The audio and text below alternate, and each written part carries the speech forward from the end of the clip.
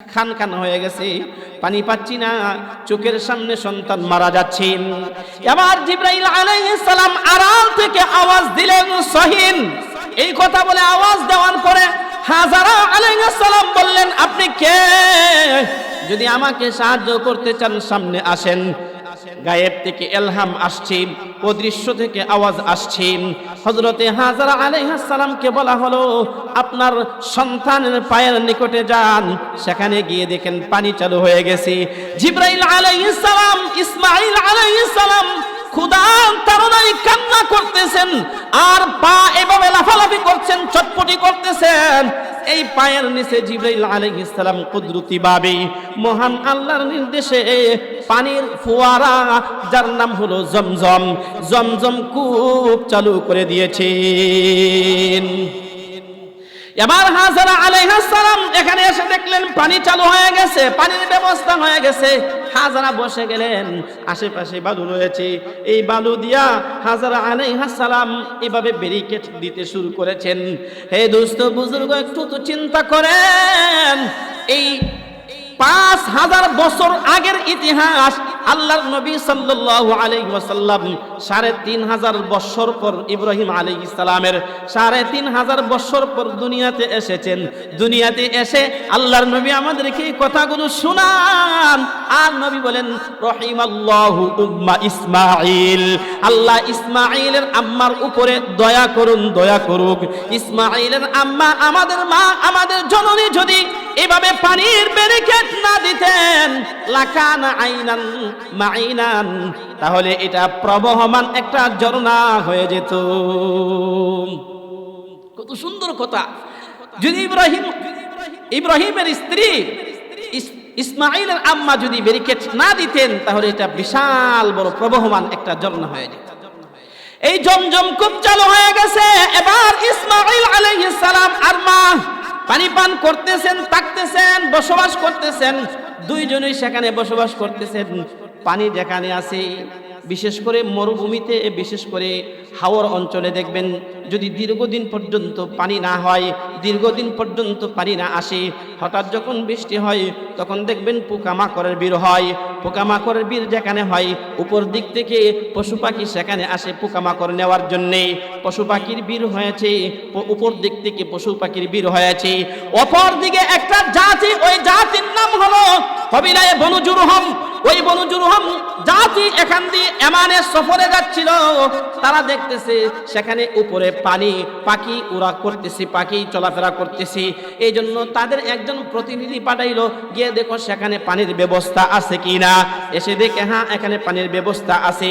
তখন এই দল সিদ্ধান্ত গ্রহণ করলো, যেহেতু এখানে পানির ব্যবস্থা আছে, মরুভূমি, পর্যাপ্ত পরিমাণে জায়গা আছে, আমরা সেখানে থেকে যাই।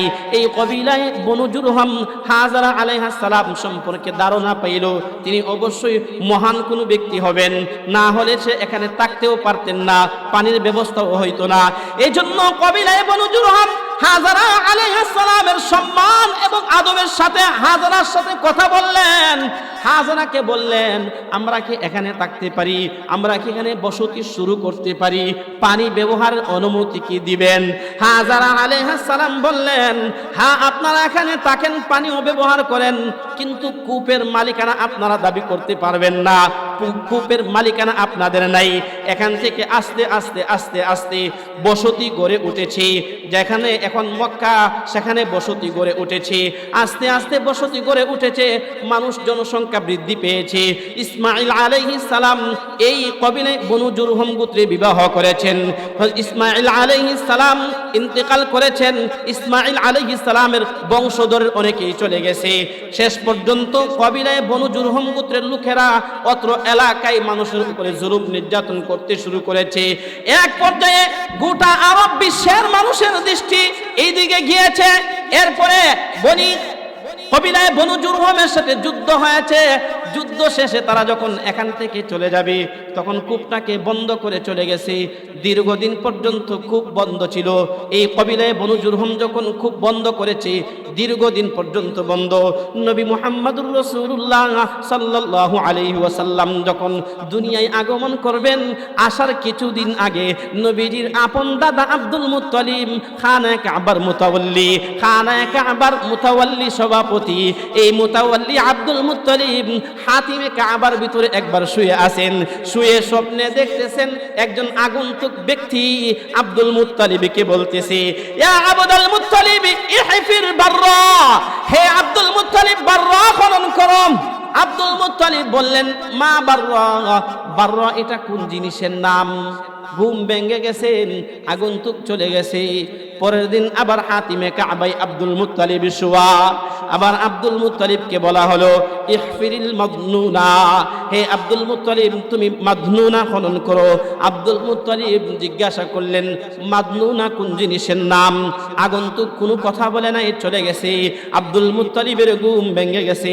তৃতীয় দিন আবার আরেকজন এসে বলল, এই হাতিমে কাবায় রাত্রিবেলা ঘুমিয়ে রয়েছেন আব্দুল মুত্তালিবকে বলা হলো, হে আব্দুল মুত্তালিব ইহফির তাইয়িবাতান, পবিত্র জিনিস খনন করো। আব্দুল মুত্তালিব বলে, তাইয়িবা কোন জিনিস সেটা তো আমি বুঝতেছি না, আগন্তুক চলে গেছে। 3 দিন লাগাতার স্বপ্ন দেখেছেন। চতুর্থ দিন আবার হাতিমে কাবায় শোয়া। আবার হাতিমে কাবায় এসে আগন্তুক আব্দুল মুত্তালিবকে বলতেছেন, ইহফির জমজম, হে আব্দুল মুত্তালিব তুমি জমজম কূপ খনন করো। আব্দুল মুত্তালিব তো তখনও জানে না জমজম এটা কোন জিনিস। আব্দুল মুত্তালিব তো জমজমের এই সমস্ত লকব সিফতও জানে না। আব্দুল মুত্তালিব স্বপ্নের মধ্যেই ওই আগন্তুককে জিজ্ঞাসা করলো, হে ভাই জমজম এটা কোন জিনিস, কোথায় খনন করব, কোথায় পাইব? স্বপ্নের মাধ্যমে আব্দুল মুত্তালিবকে বলা হলো, খানায়ে কাবা থেকে প্রায় 64 ফুট দূরে বাইতুল্লাহ থেকে পূর্ব দিকে অবস্থিত, সেখানে একটা কূপ রয়েছে, মাটি খনন করেন, দেখবেন পানির ফোয়ারা বের হয়ে যাবে। আব্দুল মুত্তালিবের ঘুম ভাঙার পরে খানায়ে কাবার মুতাওয়াল্লি আব্দুল মুত্তালিব গোত্রের লোকদের রেখে জানাইলেন, আমি লাগাতার 4 দিন একটা স্বপ্ন দেখেছি, এই স্বপ্ন কোনোদিন মিথ্যা হতে পারে না। এখানে জায়গা খনন করতে হবে, এখানে গুরুত্বপূর্ণ কোনো জিনিস রয়েছে। সবাই বিরোধিতা করেছে, গোত্রের সবাই বিরোধিতা করেছে, কেউ সহযোগিতা করে নাই। ছেলে হারেসকে নিয়ে আব্দুল মুত্তালিবের 11 জন সন্তান, একজনের নাম হলো হারেস ইবনে আব্দুল মুত্তালিব। আব্দুল মুত্তালিব সন্তান হারেসকে নিয়ে মাটি খননের কাজ শুরু করে দিয়েছেন। মাটি খনন করেছেন, লাগাতার 3 দিন কাজ করার পরে চতুর্থ দিন হঠাৎ করে পানির ফোয়ারা বের হয়ে গেছে। যেই মাত্র পানির ফোয়ারা বের হয়েছে, আব্দুল মুত্তালিব খুশিতে লাফাইয়া বললেন, নারে তাকবীর। ছেলে বললেন, আল্লাহু আকবার। এই পানির ফোয়ারা চালু হয়ে গেছে। নবী সাল্লাল্লাহু আলাইহি ওয়াসাল্লাম আসার আগে অন্য কারো মাধ্যমে না, নবীর আপন দাদা আব্দুল মুত্তালিবের মাধ্যমে যেই কূপ দীর্ঘদিন পর্যন্ত বন্ধ ছিল, সেই কূপ চালু করার ব্যবস্থা আল্লাহ পাক করেছেন। নবী সাল্লাল্লাহু আলাইহি ওয়াসাল্লাম আসলেন দুনিয়ায়, তিনি নবুয়ত প্রাপ্ত হলেন। 40 বছর যখন নবুয়ত প্রাপ্ত হলেন, তখন আল্লাহর নবী সাল্লাল্লাহু আলাইহি ওয়াসাল্লাম বলেন, মাউ জামজাম লিমা শুরিবা। তখন আল্লাহর নবী বললেন, পানি যেই উদ্দেশ্যে পান করা হয়, জমজমের পানি যে যে নিয়তে পান করবে, ওই নিয়ত আল্লাহ কবুল করবে। যে যে উদ্দেশ্যে পান করবে, সেই উদ্দেশ্য আল্লাহ পাক কবুল করবে। নবী সাল্লাল্লাহু আলাইহি ওয়াসাল্লাম বলেন, মাউ জামজাম আলা ওয়াজহিল আরদিন খায়রু মাইন আলা ওয়াজহিল আরদি মাউ জামজাম। আল্লাহর নবী বলেন, পৃথিবীতে যত পানি আছে, সাগরের পানি, সমুদ্রের পানি, নদীর পানি, টিপকলের পানি, চাপকলের পানি, সাপ্লাই পানি, যত ধরনের পানি হতে পারে, আল্লাহর নবী বলেন, হে উম্মত, সমস্ত পানির মধ্যে জমজম পানি হলো উত্তম পানি। ওয়াফিহি তুআমুম মিনাত তুআম, এর মধ্যে খাদ্য ক্ষুধা নিবারণ করার ক্ষমতা আছে, এর মধ্যে ক্ষুধা নিবারণ করার ক্ষমতা। ওয়া শিফাউম মিনাস সুকমি, এবং অসুস্থতা থেকে আরোগ্যতাও আল্লাহ পাক জমজম পানির মধ্যে রেখেছেন। হজ্জের মৌসুম চলতেছে, হজ্জের যাবতীয় আফআল, আকসার ও বেষ্টর অধিকাংশ কাজসমূহ হযরত খলিল ইব্রাহিম আলাইহিস সালামের সাথে সম্পৃক্ত। ইব্রাহিম আলাইহিস দুইজন নবীর আলোচনা আল্লাহ কোরআনুল কারীমে বেশি করেছেন। একজন নবী হলেন হযরত মূসা কালিমুল্লাহ, মূসা আলাইহিস সালাম। মূসা আলাইহিস সালামের কোনো আলোচনা, কোনো ঘটনা ধারাবাহিকভাবে আজও পর্যন্ত বলার সুযোগই হয় নাই। বলবো ইনশাআল্লাহ, আল্লাহ চাহে তো এই মৌসুমটা শেষ হোক, কুরবানির পরে ইনশাআল্লাহ আমরা মূসা নবীর ইতিবৃত্তান্ত ঘটনা আল্লাহ কোরআনুল কারীমে কি কি বলছেন, কেন বলেছেন, কোন কোন জায়গায় কোন কোন বিষয়টা উম্মতকে শিক্ষা দিতে চাচ্ছেন, শিক্ষা দিয়েছেন, এই বিষয়ের উপরে আমরা আলোকপাত করব ইনশাআল্লাহ। একজন নবী যার আলোচনা বেশি হয়েছে তিনি হলেন হযরত মূসা কালিমুল্লাহ, মূসা আলাইহিস সালাম, পয়গম্বর, দ্বিতীয় পয়গম্বর যার আলোচনা কোরআনুল কারীমে বেশি এসেছে। বেশি হওয়ার দিক থেকে দ্বিতীয় কি হযরত ইব্রাহিম আলাইহিস সালাম। ইব্রাহিমের আলোচনা কোরআনুল কারীমে বেশি এসেছে, কিন্তু পয়গম্বরের দিক থেকে, মানের দিক থেকে উপরে হযরত ইব্রাহিম আলাইহিস সালাম। কারণ ইব্রাহিম হলেন বাবা, মূসা আলাইহিস সালাম হলেন সন্তান। ইব্রাহিম আলাইহিস সালামের দুই সন্তান, ইসমাঈল, ইসহাক। ইসহাক আলাইহিস সালামের এক সন্তান নাম হলো ইয়াকুব। ইয়াকুব আলাইহিস সালামের 12 সন্তানের মধ্যে একজন সন্তান ইউসুফ আলাইহিস সালাম। এই 12 সন্তানের 12টা গোত্র হয়েছে। এই 12টা গোত্রের নাম হলো বনি ইসরাইল, ইসরাইল সম্প্রদায়, ইসরাইল সম্প্রদায়। এই ইসরাইল সম্প্রদায়ের মধ্যে আল্লাহ তাআলা লক্ষাধিক নবী রাসূল পাঠিয়েছেন। এর মধ্যে জলিলুল কদর একজন রাসূল হযরত মূসা কালিমুল্লাহ, মূসা আলাইহিস সালাম। তাহলে মূসা আলাইহিস সালাম কি ইব্রাহিম আলাইহিস সালামের আগের নবী না পরের নবী? পরের নবী। মানের দিক থেকে মূসা আলাইহিস সালাম ফি নাফসিহি উনি অনেক বড় রাসূল, কিন্তু ইব্রাহিম আলাইহিস সালাম হলেন জাতির পিতা। ইব্রাহিম আলাইহিস সালাম হলেন মুসলিম উম্মার পিতা। ইব্রাহিম আলাইহিস সালাম বনি ইসরাঈলেরও পিতা। ইব্রাহিম আলাইহিস সালাম উম্মতে মুহাম্মাদিরও পিতা। এজন্য ইব্রাহিম আলাইহিস সালামের আলোচনা হয়তো কোরআনুল কারীমে মূসা আলাইহিস সালামের তুলনায় কম আসছে, কিন্তু মানগত দিক থেকে, ইজ্জতগত দিক থেকে, আল্লাহ পাকের কাছে ইনদাল্লাহ মুকাররম হওয়ার দিক থেকে ইব্রাহিম খলিলুল্লাহর মর্যাদা আল্লাহ পাকের কাছে বেশি। সেই ইব্রাহিম আলাইহিস সালামের একাধিক আলোচনা, একাধিক তাজকিরা কোরআনুল কারীমে হয়েছে।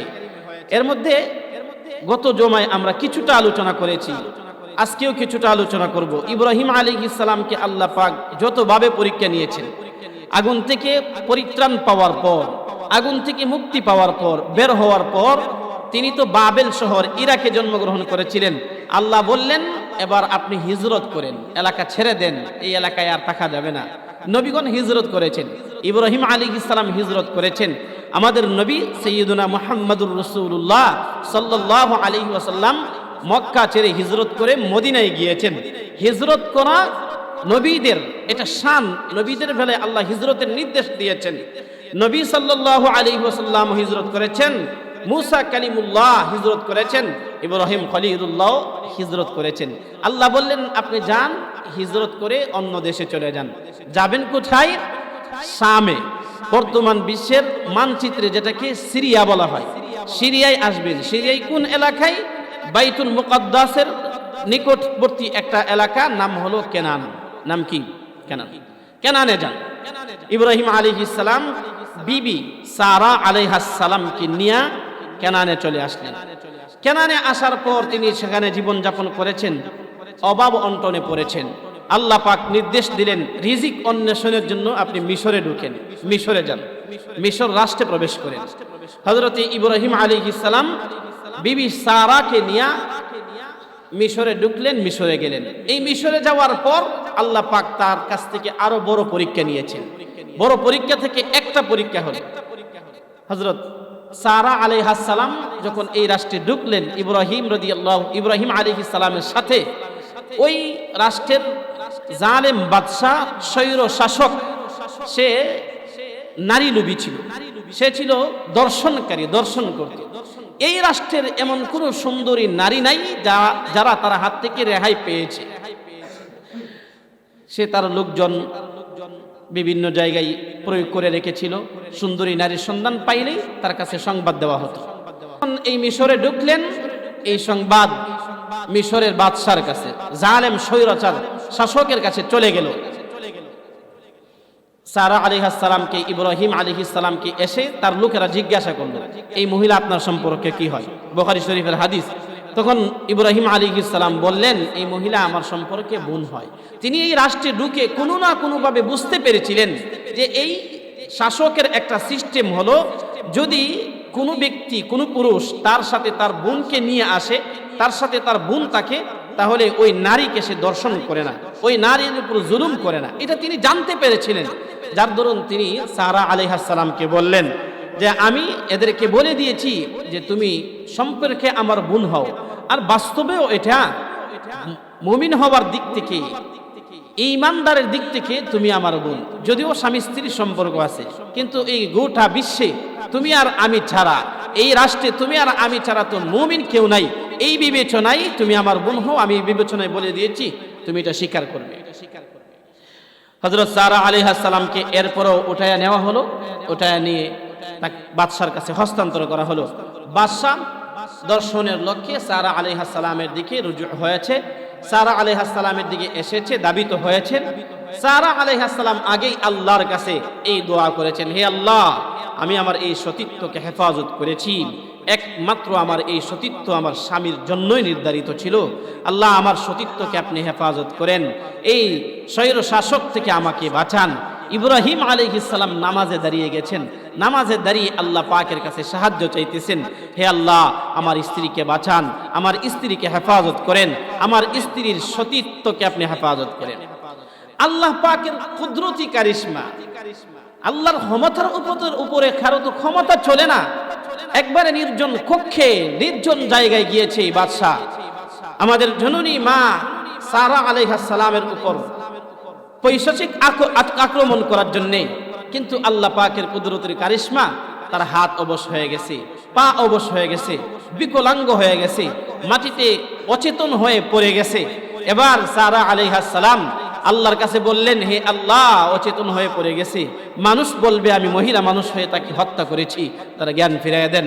তার জ্ঞান ফিরেছে, বিকলাঙ্গ হয়ে পড়ে আছে।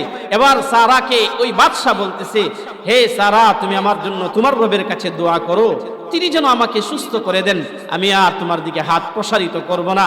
সারা আলাইহিস সালাম দোয়া করলেন, বাদশা সুস্থ হয়ে গেল। আবার বাদশা তার দিকে হাত সম্প্রসারিত করলো, আবারও বিকলাঙ্গ হলো। পর পর 3 বার এরকম হওয়ার পর বাদশাহ এই কক্ষ থেকে বের হয়ে তার খাদেমদেরকে বলতেছে, দারোয়ানদেরকে বলতেছে, এমন কি একটা শয়তান আমার কাছে নিয়ে আসছো, ওই শয়তানকে এখান থেকে বিদায় করো। শয়তান হলেও বাদশাহ বুঝতে পেরেছে, শয়তান বললেও বাদশাহ বুঝতে পেরেছে সে খাঁটি মানুষ। এই জন্য তার সেবা করার জন্য একজন সেবিকা দিয়েছে, সেবিকা উপঢৌকন দিয়েছে। সেবিকার নাম হলো হাজারা আলাইহিস সালাম। সেই হাজারা আলাইহিস সালামকে এবার সারা বলতেছেন, আল্লাহর নবী, আপনি তাকে বিয়ে করেন, তাহলে আমরা সন্তান লাভ করব, আমাদের সন্তান হবে। হাজারা আলাইহিস সালামকে হযরত ইব্রাহিম আলাইহিস সালাম বিয়ে করলেন। বিয়ে করার পর সন্তান হলো, সন্তানের নাম রাখলেন ইসমাঈল আলাইহিস সালাম। কি নাম? ইসমাঈল আলাইহিস সালাম। দুঃখজনক বিষয় হচ্ছে, আমরা তো প্রতি বছর একবার হলেও কথাগুলো শুনতেছি, কিন্তু কেন স্মরণ রাখি না? ইব্রাহিম আলাইহিস সালাম তিনি একজন নবী, ইসমাঈল আলাইহিস সালাম জলিলুল কদর একজন নবী, জলিলুল কদর একজন রাসূল। এই ইব্রাহিম আলাইহিস সালাম তার সন্তানের নাম রাখলেন ইসমাঈল। এখন দেখেন, ৮৬ বছর বয়সে হযরত ইব্রাহিম আলাইহিস সালামের বয়স তখন ৮৬ বছর, এই বয়সে সন্তান হয়েছে। সারা আলাইহিস সালাম নিজে হাজারাকে বিয়ে করাইছেন, সন্তান হবে, দুজনের সন্তান গ্রহণ করবে, সন্তান লালন পালন করবে। কিন্তু এবার সারা আলাইহিস সালাম বড় স্ত্রী, তিনি যেন সতীর মনে গেছেন। এবার তিনি আর হাজারাকে সহ্য করতে পারেন না, বললেন, হে ইব্রাহিম, আপনি হাজারাকে আমার সামন থেকে সরিয়ে ফেলেন, হাজারা সন্তানকে আমার সামন থেকে সরিয়ে ফেলেন, আমার আর সহ্য হচ্ছে না। আল্লাহ পাকের নির্দেশ আসলো, হে ইব্রাহিম, আপনি আপনার এই নবজাতক শিশু ইসমাঈল সহ তাদেরকে নির্বাসনে দিয়ে আসেন। কোত্থেকে কোথায় যাবে? কেনান থেকে মক্কার মরুভূমির উদ্দেশ্যে রওনা করেছে। ইব্রাহিম আলাইহিস সালাম বিবি হাজারা আলাইহিস সালামকে নিয়ে, সন্তান ইসমাঈলকে নিয়ে রওনা করেছেন। 3 জন। মক্কার মরুভূমি, সেখানে কোনো মানুষ নাই, গাছপালা তরুলতা নাই। পানি নাই, শুধু বালি আর বালি, শুধু বালি আর বালি। ইব্রাহিম আলাইহিস সালাম সেখান থেকে রওনা করেন বর্তমানে যে জমজম কূপ রয়েছে সেখানে গেলেন। সেখানে গিয়ে ইসমাঈল আলাইহিস সালামকে আর তার জননী হাজারাকে রাখলেন, নামায়া দিলেন। নামায়া দিয়া কোনো কথা নাই। বুখারী শরীফের হাদিসে আসছেন ইব্রাহিম আলাইহিস সালাম চলে আসতেছেন, উটের উপর আরোহণ করেছেন, কেনানে চলে আসবেন। এমনি করে হাজারা জিজ্ঞাসা করলেন, হ্যাঁ আমার স্বামী, আপনি কেন রেখে যাচ্ছেন? যেখানে কোনো মানুষ নাই, পানি নাই, গাছপালা তরুলতা কিচ্ছু নাই, আপনি এখানে আমাদেরকে রেখে যাচ্ছেন? এই নির্মমতার পরিচয়টা কেন দিচ্ছেন? কি কারণে করছেন? ইব্রাহিম আলাইহিস সালাম কোনো কথা বলেন না, চুপ হয়ে তিনি যেন স্থবির হয়ে দাঁড়িয়ে আছেন, শক্ত পাথরের মতো যেন দাঁড়িয়ে আছেন, কোনো কথা বলেন না। এবার হাজরা আলাইহিস সালাম বারবার বললেন, কেন রেখে যাচ্ছেন?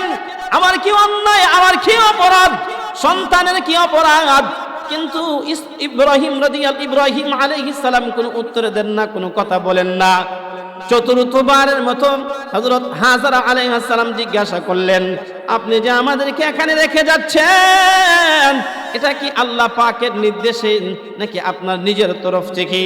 ইব্রাহিম আলাইহিস সালাম মাথা নাড়া দিয়ে শুধু বললেন, ক্বালা নাআম, হ্যাঁ আমি এখানে রেখে যাচ্ছি, মহান আল্লাহ নির্দেশ দিয়েছেন। এবার হাজরা আলাইহিস সালাম বললেন, যদি আল্লাহ পাকের নির্দেশ হয়ে থাকে তাহলে আল্লাহ পাক রব্বুল আলামিন আমাদেরকে ধ্বংস করবেন না। দেখেন হাজরা আলাইহিস সালামের আল্লাহ পাকের নির্দেশের প্রতি, হুকুম আহকামের প্রতি কতটা শ্রদ্ধাশীল, তিনি কতটা নিশ্চিন্ত হয়ে গেলেন। যেহেতু আল্লাহ পাকের হুকুম, সুতরাং আল্লাহ পাক আমাদেরকে ধ্বংস করবেন না। এবার ইব্রাহিম আলাইহিস সালাম কিছু খাদ্য দিয়ে, কিছু খেজুর দিয়ে, কিছু পানীয় দিয়ে চলে আসলেন। হাজরা আলাইহিস সালাম কোনো মানুষ নাই, সেখানে থাকতেছেন, বসবাস করতেছেন, সন্তানকে খাওয়াচ্ছেন, লালন পালন করতেছেন। 3 থেকে 4 দিন 5 দিন পার হওয়ার পর খাদ্য শেষ হয়ে গেছে, পানি শেষ হয়ে গেছে, বুকের দুধ শুকিয়ে গেছে। এবার হাজরা আলাইহিস সালাম নিজেও বাঁচা বড় দায়ী হয়ে পড়েছে, সন্তানকে বাঁচানো কঠিন হয়ে পড়েছে। এবার হাজরা আলাইহিস সালাম মা তো, সন্তান এইভাবে চোখের সামনে মারা যাবে এটা সহ্য করতে পারেন না। এই জন্য চেষ্টা করতে শুরু করেছেন, পানির কোনো ব্যবস্থা হয় কিনা, খাদ্যের কোনো ব্যবস্থা হয় কিনা। মানুষ তালাশ করতেছেন। বর্তমানে তো সেখানে সব কিছু আছে, কিন্তু যখনকার দৃশ্যের কথা আমরা শুনতেছি, যখনকার কথা কোরআন এবং হাদিসে আলোচনা হয়েছে, মা এবং সন্তান ব্যতীত সেখানে আর কোনো মানুষ নাই, কোনো গাছ নাই, কোনো ঘর নাই, কোনো কিছুই নাই। সেখানে শুধু বালুর ঢেউ, বালুর ঢেউ, বালু আর বালু। হাজরা আলাইহিস সালাম সন্তানকে এখানে রেখে এবার তিনি মানুষের তালাশ করতেছেন, পানির তালাশ করতেছেন। দৌড়াইয়া তিনি সফা পাহাড়ে গেলেন। ইন্নাস সাফা ওয়াল মারওয়াতা মিন শাআইরিল্লাহ। দৌড়াইয়া সফা পাহাড়ে গিয়া ডানে বামে সামনে পিছনে তাকায়া দেখেন কোনো পানি আছে কিনা। না, পানির কোনো সন্ধান নাই, মানুষও বলতে কেউ নাই। তিনি মনে মনে ভাবলেন, আহারে, হয়তো মারওয়া পাহাড়ে গেলে পানির সন্ধান পাওয়া যাবে। এই জন্য সফা থেকে দৌড়াইয়া আবার মারওয়া পর্বতে আসলেন, মারওয়া পাহাড়ে আসলেন। আসার সময় সন্তানকে দেখে আসলেন, সন্তান কোন হালতে আছে, কোন অবস্থায় আছে, বেঁচে আছে নাকি মারা গেছে। সন্তানকে আবার দেখে মারওয়ায় আসলেন। মারওয়ায় এসেও তিনি পানি পান না। আবার তিনি সফায় গেলেন, আবার মারওয়ায় আসলেন, আবার সফায়, আবার মারওয়ায়। প্রায় 7টা চক্কর হয়েছে।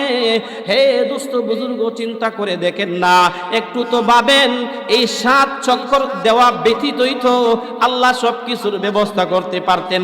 কিন্তু না না না, আল্লাহর সুন্নত, আল্লাহর আদত, আল্লাহর অভ্যাস হচ্ছে বান্দা চেষ্টা করবে, বান্দা চেষ্টা করবে, বান্দার চেষ্টা যেখানে শেষ হবে মহান আল্লাহর কুদরত সেখান থেকে শুরু হবে।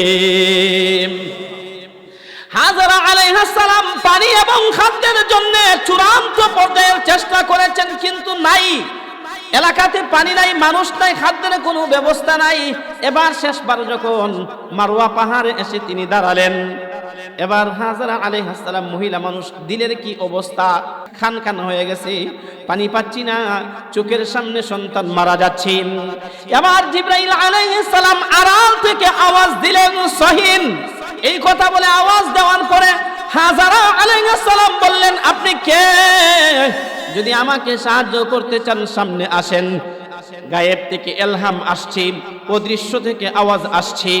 হযরতে হাজারা আলাইহিস সালামকে বলা হলো, আপনার সন্তানের পায়ের নিকটে যান, সেখানে গিয়ে দেখেন পানি চালু হয়ে গেছে। জিবরাইল আলাইহিস সালাম, ইসমাঈল আলাইহিস সালাম ক্ষুধার তাড়নায় কান্না করতেছেন, আর পা এভাবে লাফালাফি করছেন, চটপটি করতেছেন। এই পায়ের নিচে জিবরাইল আলাইহিস সালাম কুদরতি ভাবে মহান আল্লাহর নির্দেশে পানির ফোয়ারা, যার নাম হলো জমজম, জমজম কূপ চালু করে দিয়েছেন।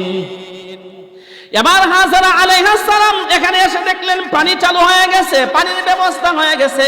হাজারা বসে গেলেন, আশেপাশে বালু রয়েছে, এই বালু দিয়া হাজারা আলাইহিস সালাম এভাবে ব্যারিকেড দিতে শুরু করেছেন।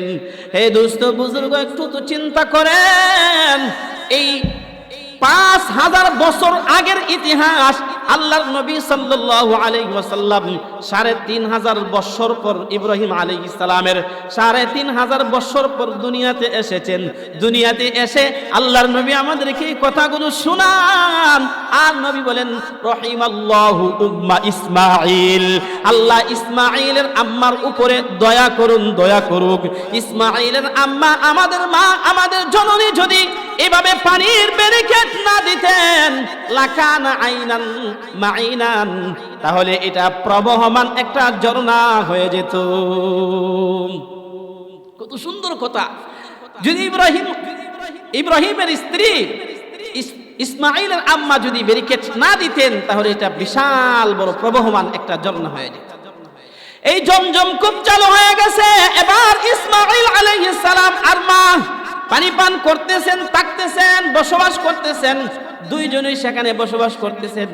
পানি যেখানে আছে, বিশেষ করে মরুভূমিতে, বিশেষ করে হাওর অঞ্চলে দেখবেন, যদি দীর্ঘদিন পর্যন্ত পানি না হয়, দীর্ঘদিন পর্যন্ত পানি না আসে, হঠাৎ যখন বৃষ্টি হয় তখন দেখবেন পোকামাকড়ের বীর হয়। পোকামাকড়ের বীর যেখানে হয়, উপর দিক থেকে পশু পাখি সেখানে আসে পোকামাকড় নেওয়ার জন্যে। পশু পাখির বীর হয়েছে, উপর দিক থেকে পশু পাখির বীর হয়েছে। অপর দিকে একটা জাতি, ওই জাতির নাম হলো কবিলায়ে বনু জুরহুম। ওই বনু জুরহুম জাতি এখান দিয়ে এমানে সফরে যাচ্ছিল। তারা দেখতেছে সেখানে উপরে পানি, পাখি উড়া করতেছে, পাখি চলাফেরা করতেছে। এই জন্য তাদের একজন প্রতিনিধি পাঠাইলো, গিয়ে দেখো সেখানে পানির ব্যবস্থা আছে কিনা। এসে দেখে হ্যাঁ, এখানে পানির ব্যবস্থা আছে। তখন এই দল সিদ্ধান্ত গ্রহণ করলো, যেহেতু এখানে পানির ব্যবস্থা আছে, মরুভূমি, পর্যাপ্ত পরিমাণে জায়গা আছে, আমরা সেখানে থেকে যাই। এই কবিলায় বনু জুরহুম হাজারা আলাইহিস সালাম সম্পর্কে ধারণা পাইল, তিনি অবশ্যই মহান কোনো ব্যক্তি হবেন, না হলে সে এখানে থাকতেও পারতেন না, পানির ব্যবস্থাও হইতো না। এই জন্য কবিলায় বনু জুরহুম হাজারা আলাইহিস সালামের সম্মান এবং আদবের সাথে হাজারার সাথে কথা বললেন। হাজারাকে বললেন, আমরা কি এখানে থাকতে পারি? আমরা কি এখানে বসতি শুরু করতে পারি? পানি ব্যবহারের অনুমতি কি দিবেন? হাজারা আলাইহিস সালাম বললেন, হ্যাঁ, আপনারা এখানে থাকেন, পানিও ব্যবহার করেন, কিন্তু কূপের মালিকানা আপনারা দাবি করতে পারবেন না। কূপের মালিকানা আপনাদের নাই। এখান থেকে আস্তে আস্তে আস্তে আস্তে বসতি গড়ে উঠেছে।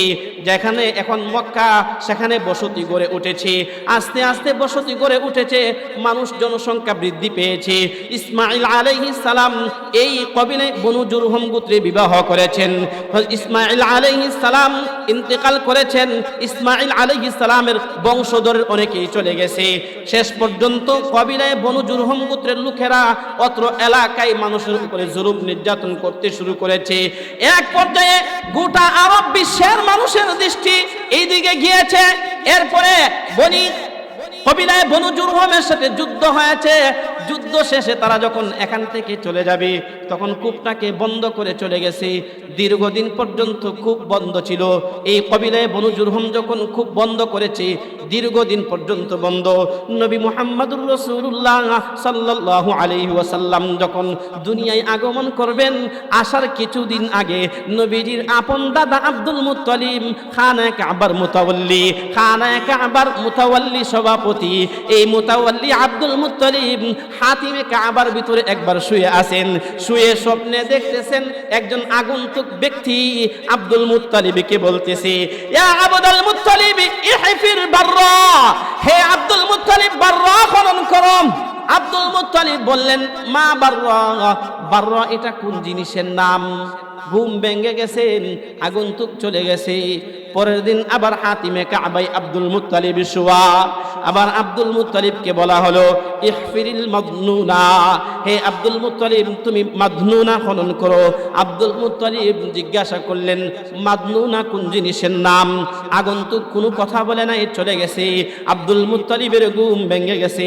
তৃতীয় দিন আবার আরেকজন এসে বলল, এই হাতিমে কাবায় রাত্রিবেলা ঘুমিয়ে রয়েছেন আব্দুল মুত্তালিবকে বলা হলো, হে আব্দুল মুত্তালিব ইহফির তাইয়িবাতান, পবিত্র জিনিস খনন করো। আব্দুল মুত্তালিব বলে, তাইয়িবা কোন জিনিস সেটা তো আমি বুঝতেছি না, আগন্তুক চলে গেছে। 3 দিন লাগাতার স্বপ্ন দেখেছেন। চতুর্থ দিন আবার হাতিমে কাবায় শোয়া। আবার হাতিমে কাবায় এসে আগন্তুক আব্দুল মুত্তালিবকে বলতেছেন, ইহফির জমজম, হে আব্দুল মুত্তালিব তুমি জমজম কূপ খনন করো। আব্দুল মুত্তালিব তো তখনও জানে না জমজম এটা কোন জিনিস। আব্দুল মুত্তালিব তো জমজমের এই সমস্ত লকব সিফতও জানে না। আব্দুল মুত্তালিব স্বপ্নের মধ্যেই ওই আগন্তুককে জিজ্ঞাসা করলো, হে ভাই জমজম এটা কোন জিনিস, কোথায় খনন করব, কোথায় পাইব? স্বপ্নের মাধ্যমে আব্দুল মুত্তালিবকে বলা হলো, খানে কাবা থেকে প্রায় 64 ফুট দূরে বাইতুল্লাহ থেকে পূর্ব দিকে অবস্থিত, সেখানে একটা কূপ রয়েছে, মাটি খনন করেন, দেখবেন পানির ফোয়ারা বের হয়ে যাবে। আব্দুল মুত্তালিবের ঘুম ভাঙার পরে খানে কাবার মুতাওয়াল্লি আব্দুল মুত্তালিব গোত্রের লোকদের রেখে জানাইলেন, আমি লাগাতার 4 দিন একটা স্বপ্ন দেখেছি, এই স্বপ্ন কোনোদিন মিথ্যা হতে পারে না। এখানে জায়গা খনন করতে হবে, এখানে গুরুত্বপূর্ণ কোনো জিনিস রয়েছে।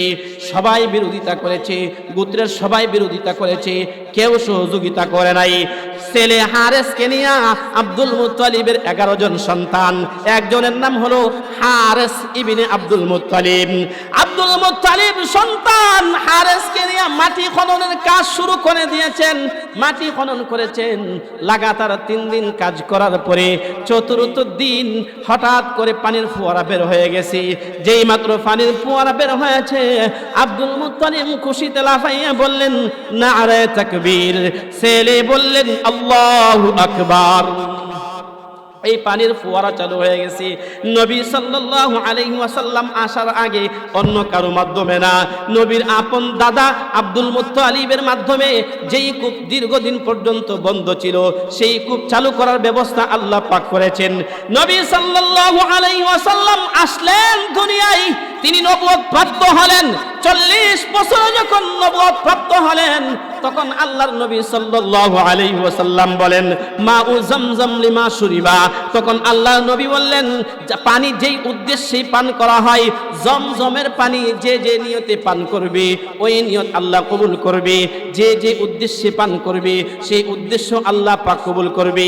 নবী সাল্লাল্লাহু আলাইহি ওয়াসাল্লাম বলেন, মাউ জামজাম আলা ওয়াজহিল আরদিন খায়রু মাইন আলা ওয়াজহিল আরদি মাউ জামজাম। আল্লাহর নবী বলেন, পৃথিবীতে যত পানি আছে, সাগরের পানি, সমুদ্রের পানি, নদীর পানি, টিপকলের পানি, চাপকলের পানি, সাপ্লাই পানি, যত ধরনের পানি হতে পারে, আল্লাহর নবী বলেন, হে উম্মত, সমস্ত পানির মধ্যে জমজম পানি হলো উত্তম পানি।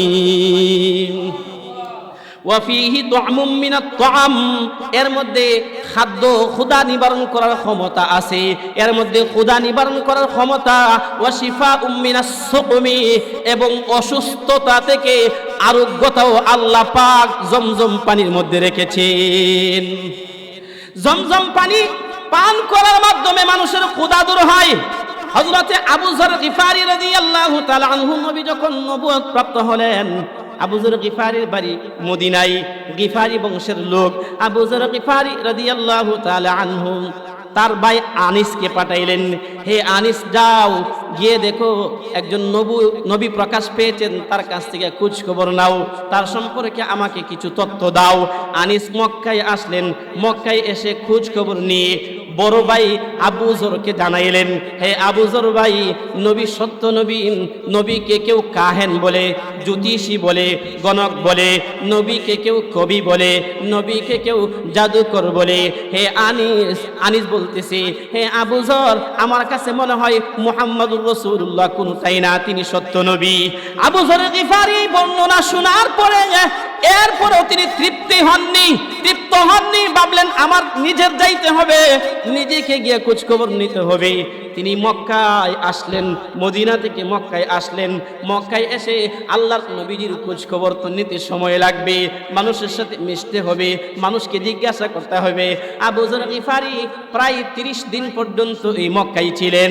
এই মক্কায় আবু যর গিফারির সঙ্গে 30 দিন পরে হযরত আলী কাররামাল্লাহু ওয়াজহাহু এর মাধ্যমে আল্লাহর নবীর সঙ্গে পরিচয় হয়। আল্লাহর নবীর হাতে আবু যর গিফারি কালিমা গ্রহণ করেন, ইসলাম গ্রহণ করেন। এবার আবু যর গিফারিকে আল্লাহ নবী জিজ্ঞাসা করলেন, হে আবু যর, এখানে এসেছো কয়দিন হয়েছে? আবু যর বললেন, ইয়া রাসূলুল্লাহ, প্রায় 30 দিন হয়ে গেছে। এবার নবী বলেন, হে আবু যর, কোথায় থাকো, কোথায় খাচ্ছো? আবু যর বলেন, নবীজি, এই এরিয়াতে রাত্রিবেলা শুয়েছিলাম। খাচ্ছো কোথায়, কি খেয়ে থাকতেছো? আবু যর বলেন, ইয়া রাসূলুল্লাহ, 30 দিন পর্যন্ত আমি জমজমের পানি খেয়ে থেকেছি। তখন আল্লাহর নবী সাল্লাল্লাহু আলাইহি ওয়াসাল্লাম বললেন, হে আবু যর, এই জমজমের পানির মধ্যে আল্লাহ পাক ক্ষুধা নিবারণের ক্ষমতা রেখে দিয়েছেন। সুতরাং যে ব্যক্তি ক্ষুধা নিবারণ করার লক্ষ্যেই পান করবে, আল্লাহ তাআলা তার ক্ষুধা মিটিয়ে দিবেন। ঘটনা বললে এরকম অনেক ঘটনা আছে, কিন্তু জমজম পানির গুরুত্বটা বোঝানোর জন্য এই কথাগুলো শোনাচ্ছি। যে হাদিসটা শোনাইলাম আবু যর গিফারির, এই হাদিসটা বুখারী এবং মুসলিম শরীফের হাদিস। আবু যর গিফারি রাদিয়াল্লাহু তাআলা আনহু নবীর সাহাবী, নবীর কাছে বলেছেন, নবী, আমি 30 দিন যাবত এই জমজম কূপের পানি পান করে থাকতেছি। আপনিও যখন মক্কা মদিনায় উমরায় যাবেন, হজ্জে যাবেন, আপনি পান করবেন এই উদ্দেশ্যে, যার জন্য ক্ষুধা না লাগে, দেখবেন ইনশাআল্লাহ ক্ষুধা লাগবে। যে উদ্দেশ্যে জমজম পানি পান করবে, তার এই উদ্দেশ্য আল্লাহ পাক কবুল করবে। নবী সাল্লাল্লাহু এই জমজমের পানি বরকতময় পানি। কয়টা বলবো কথা, বরকতময় পানি। কেমন বরকতময় পানি? নবী সাল্লাল্লাহু আলাইহি ওয়াসাল্লাম নবুয়ত প্রাপ্তি হওয়ার পরে নবীজি জমজম কূপের পাশে গিয়ে দাঁড়ায়া সাহাবায়ে কেরাম এক গ্লাস পানি নবীর হাতে উঠাই দিলেন। নবীজি সাল্লাল্লাহু আলাইহি ওয়াসাল্লাম পান করলেন, পান করে আবার নিজে কুলি করলেন, কুলি করে একটা কুলি জমজম কূপের ভিতরে ছেড়ে দিয়েছেন, ঢেলে দিয়েছেন। উম্মত কিয়ামত পর্যন্ত যেন নবীর এই বরকতি পানি যেন উম্মত খাইতে পারে, উম্মত যেন গ্রহণ করতে পারে, এই জন্য বরকত নবী উম্মতের জন্য জমজম কূপের পানির মধ্যে রেখে গেছে। আবার এটার মধ্যে আরোগ্যতা আছে। হাদিসের ভাষ্য, ওয়াফিহি শিফাউম মিনাস সুকমি, তার মধ্যে আরোগ্যতা রয়েছে। যে উদ্দেশ্যে পান করবে সেই উদ্দেশ্য আল্লাহ পাক সফল করবেন। ইমাম আহমদ ইবনে হাম্বল রাহমাতুল্লাহি আলাইহি বলেন, হযরত উমরের কথাটা আগে শোনাই। উমর রাদিয়াল্লাহু তাআলা আনহু বলেন, আমি এই জমজম কূপের পানি 2টা উদ্দেশ্যে পান করতাম। এক উদ্দেশ্য হলো, হে আল্লাহ, আমাকে সুস্থ রাখেন আর কিয়ামতের কঠিন ময়দানে আমার হিসাবকে সহজ করে দিন। দেখছেন, পানি পান করার সাথে কিয়ামতের কঠিন ময়দানের হিসাব সহজের নিয়ত করেছেন। ইমাম আহমদ ইবনে হাম্বল রাহিমাহুল্লাহ তাআলা 3 উদ্দেশ্যে পানি পান করতেন। তিনি বলেন, আমি 3 উদ্দেশ্যের মধ্যে 2টাই পেয়ে গেছি।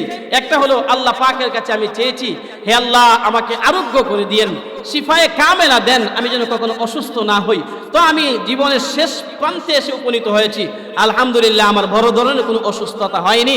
2 নাম্বার হলো, আমি আল্লাহ পাকের কাছে বলেছি, হে আল্লাহ, আমাকে ইলম দান করেন, আল্লাহ তাআলা আমাকে ভরপুর ইলম দান করেছেন। 3 নাম্বার, আল্লাহ পাকের কাছে চেয়েছি, এই পানি পান করতেছি আল্লাহ এই নিয়তে যে আপনি আমাকে নাজাতের ব্যবস্থা করে দিন। এই 3টা কথা বলে তিনি বলেন, 2টা পেয়ে গেছি, আমি আশাবাদী 3 নম্বরটাও পেয়ে যাব। 3 নম্বরটাও আল্লাহ পাক এই পানির বরকতে আমাকে নাজাতের ওসিলা করে দিন। এই জন্য সেখানে বরকতময় জায়গা, মক্কা মদিনা বরকতময় জায়গা। আল্লাহ পাকের কুদরতের উপরে, কুদরত দেখতে চান তো একটু লক্ষ্য করেন, একটু খেয়াল করেন। 5000 বছর আগে একজনের পায়ের নিচে একটা কূপ চালু হয়েছিল। এই কূপটা এখনো প্রবহমান আছে এবং কিয়ামত পর্যন্ত হাদিসে আসছে এটা প্রবহমান থাকবে। যখন এটা বন্ধ হয়ে যাবে, যখন বাইতুল্লাহর তওয়াফ বন্ধ হয়ে যাবে, যখন মসজিদে হারামে ইবাদত বন্ধ হয়ে যাবে, তখন আর দুনিয়া থাকবে না, তখন আল্লাহ দুনিয়া নিষ্পেষিত করে দেবে।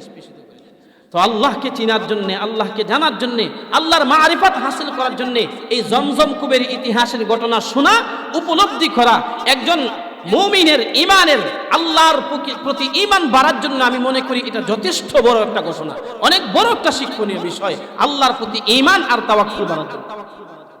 আল্লাহ পাক আমাদের সবাইকে জমজম কূপের পাশে যাওয়ার, সেখানকার পানি পান করার, সেখানকার পানি নিয়ে বরকত নেওয়ার, সেখানকার দৃশ্য সশরীরে গিয়ে দেখার, উপলব্ধি করার, বারবার যাওয়ার তৌফিক দেন সকলে আমিন বলি। জান্নাতে তো সবাই যাবে, এই কথাটা আমি বারবার বলি। কালিমা যে গ্রহণ করেছে সে জান্নাতে যাবে, আবার অনেকেই তো আছে শুরুতেই আউয়ালান জান্নাতে যাবে। আল্লাহ পাক চাহে তো কবরের আযাব হবে না, আল্লাহ পাক চাহে তো তাকে কবরের জিন্দেগিতেই মাফ করে দিবে। কিন্তু আমি মনে করি, এটা আমার ব্যক্তিগত একটা কথা, যদি কোনো ব্যক্তি এই মক্কা মদিনায় না যায় তাহলে তার আফসোস দূর হবে। মক্কা মদিনা কেমন জায়গা, না গেলে উপলব্ধি হবে। আমার ব্যক্তিগত কথাগুলো বলতেছি। জীবনে প্রত্যেকটা মানুষের জীবনে কিছু দুঃখ কষ্টের দিন থাকে, কিছু সুখের দিন থাকে, কিছু সুখের সময় থাকে। বিশ্বাস করবেন, আল্লাহর কসম খেয়ে বলতেছি, যখন মাঝে মধ্যে স্মরণ হয় আবার মক্কা মদিনা যাইব, ভিতরটা আনন্দে ভরপুর হয়ে যায়, লাফাইতে মন চায়। মনে হয় যে সবচেয়ে বড় সুখের দিন ওই দিনটা যেদিন ইহরাম বেঁধে খানায়ে কাবার চত্বরে ঢুকেছি, যেদিন ইহরাম বেঁধে মাতাফে ঢুকেছি, মনে হয় যে এর চাইতে সুখের দিন আমার লাইফে আর আমার জীবনে এর চাইতে সুখের দিন কোনোটা হতে পারে। এজন্য পায়ে ধরে বলি, হাতে ধরে বলি, অজুহাত দিয়েন না, অজুহাত দাঁড় করায়েন না। মেয়ে বিবাহের উপযুক্ত হয়ে গেছে, ছেলে বিবাহের উপযুক্ত হয়ে গেছে, এই সমস্যা সেই সমস্যা, অজুহাত দেখাইলে আল্লাহ নিবে না। আল্লাহর কাছে বলেন, আল্লাহ যাইতে চাই, আপনি আমাকে নেন, যাইতে চাই, কোনো অজুহাত চলবে না, আল্লাহ আমাকে নেন আপনি, আমি যাইতে চাই। যাওয়ার ইচ্ছা করেন, নিয়ত করেন, ইনশাআল্লাহ আল্লাহ কবুল করবে। এখন আপনি যদি বলেন, আমি যদি কাউকে বলি বা আপনারা যদি কেউ বলেন যে হুজুর আপনার বাসায় যাবো একটু চা খাবো, আমি কি কাউকে না করতে পারি? আপনারা যদি বলেন, আমি যদি বলি যে আপনার বাসায় যাবো একটু চা খাবো, আপনি কি বলবেন? না হুজুর, আপনাকে আমার বাসায় নেওয়া যাবে না, বলবেনই কথা। তো বাইতুল্লাহ আল্লাহর ঘর, খানায়ে কাবা আল্লাহর ঘর, আপনি নির্জনে নির্বিঘ্নে নীরবে বসে বললেন, আল্লাহ আমাকে আপনার ঘরের মেহমান বানান, আমাকে আপনার ঘরে নেন। কিভাবে নিবেন, কিভাবে যাব এটা আপনি জানেন, কিন্তু আমি আপনার ঘরে যাইতে চাই।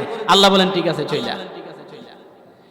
এই জন্য দিলটাকে শুদ্ধ করেন, আমি যাইতে চাই, কোনো অজুহাত চলবে না, আমার যাওয়া দরকার, সেখানে আমি যাইতেই হবে, তাহলে আল্লাহ পাক কবুল করবে।